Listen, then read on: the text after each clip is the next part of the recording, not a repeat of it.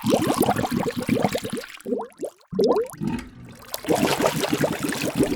right, everybody, welcome to another episode of The Cooler. I'm your host, Jon Scarlett, and as always, I got my man, Doughboy and nigga. Season 2 of Empire, episode 1, and it was a doozy. God damn, did they not kick it off with a fucking bang? And that's what they supposed to do. It's arguably the best show on television. Yeah. Arguably. The numbers reflected 16 million people tuned in to watch the season premiere of Empire last night. Let's talk about it, Jon. Let's talk about it. First, as always, you can check us out on our podcast on SoundCloud and iTunes, and we will be dropping the video on YouTube later on today. Bang, bang. All right, so Cookie, Andre, and Hakeem's plan to take over Empire by bringing in the billionaire Mimi Whiteman, played by the beautiful Marissa Tomei. She's been fine for like 3 decades. For 30 solid. What was that movie she was in with Joe Pesci, My Cousin Vinny? Oh, she was bad in that one. Fine. God. So the episode actually starts off with them doing a free Lucius concert, which was just I don't ridiculous. know how much I agree with Cookie dressing up like a goddamn gorilla. Like, I didn't get it. Like, I didn't why get that one the fuck either. is she a monkey? Like, and they started off right with the cameos. You got Don Lemon, you got Al Sharpton, like the cameos right off the bat. And Al Sharpton's perm. Perm was in full effect. But they were really there to show this Mimi Whiteman how big Empire is and why she should invest to help them with their hostile takeover to dethrone Lucius and Jamal. I think Jamal's character is gonna turn dark. When Cookie slapped the shit out of Jamal twice we skip it to the end. You gotta say we skip it to the end. So they set it up. They set it up for the hostile takeover. Turns out while Lucius is in jail, he's still making power moves. Man, hostile takeover didn't quite take. Made the backroom deal. Now it's back in Lucius's hands. Yeah, so Jamal's still running it, and it was just crazy because they came in there with so much confidence, like, "Fuck y'all, we taking over." Hakeem walked in there like, "Nigga, you done." Take all your shit out the office. Fuck out of here, little nigga. Funniest part of the show, she was like, "I thought I told you to sleep with her." She was like, "I did." Damn, girl, you can't even dyke right. Oh, that shit was funny. But side note, one of the highlights of the show, remember when she told her to go dance with her and she started twerking? Oh, man. Yo, a nigga got that thing. And the other storyline that we had going throughout the episode was Chris Rock's character, Frank Gathers, who is the ex-boss of Lucius and Cookie. Lucius and Cookie used to sell drugs for him. Cannibal, apparently. Yeah. Ends up in the same prison as Lucius. Right. And he finds out that Cookie was the one that put him there.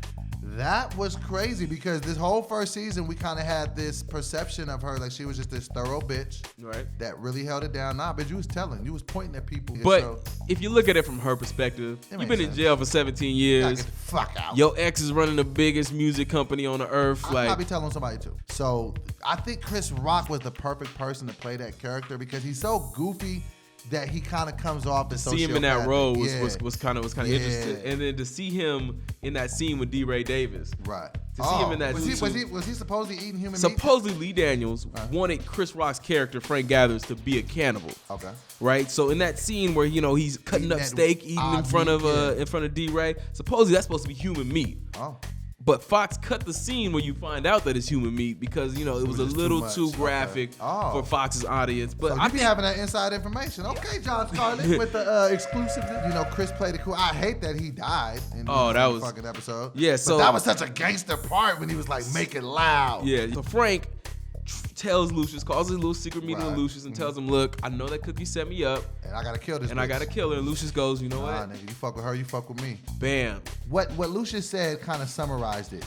He said, I don't know how I can love you and hate you in the same moment. Because even though he can't stand that motherfucker, when it's go time, that was big. He knocking that was big. It let you know that there's still some loyalty there. Oh yeah, he gonna hold it down. There. But I'm kind of disappointed that we're not gonna get more Chris Rock. Cause they kind of teased us like Chris Rock is coming, and he was in it for an episode, and then he got his head took off, and then them sitting D-Ray head in the box. Woo, that was so killer. Whoa, that might be our what the fuck. That might be our WTF moment of the episode. Head in the box. What are COs? What the fuck? You can mail a head, a human head, like that. And not just mail it out. Get it sent in a nice package, pretty bow, delivered right to Cookie's door. Right. Let's the final plot point I think in the story is Jamal struggled to kind of run the company and concentrate on his music at the same time, while also dealing with the fact that his family is constantly trying to find ways to take the company from him. And he's turning very dark. The way he talked to his mom and she had to slap that nigga 2 times for clarification. And it's crazy because if you go back to season 1, Jamal was the closest to his mom. Yeah. And I definitely think Jamal has had the biggest arc so far. Oh, you know, like you said, he started off very soft-spoken. Right.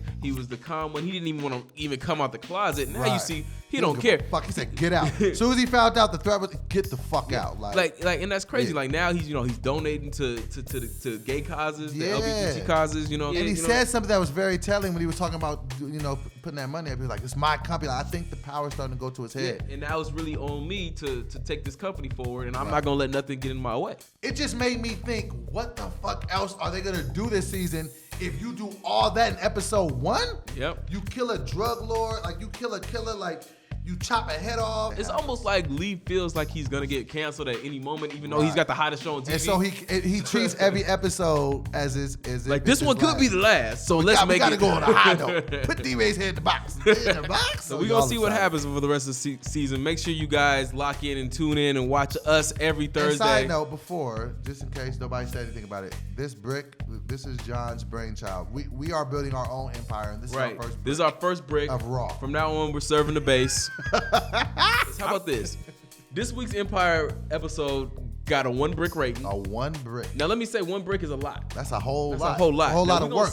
We're gonna see how many this bricks. could be our new rating system. We're gonna see how many bricks Empire pile up. If next week is some bullshit, we'll have like a dime sack. Like this is a dime sack episode. But this week was worth the whole thing. It was worth the whole wait. brick. Super excited about the season. Make sure you guys comment, subscribe to the station. We're gonna keep bringing y'all the reviews. I've been your boy Doughboy. And I'm Jon Scarlett. We'll see you guys next time. Cooler, nigga. Holla at us. I definitely feel like that was Lee Daniels' way of like betting against himself. Oh, saying absolutely. like, look, if this show ain't successful and it only lasts a year, let's have a classic 1 season, kill him. Main character dead. It'll be a cult following, and we can right off got this 1 season that everybody will love.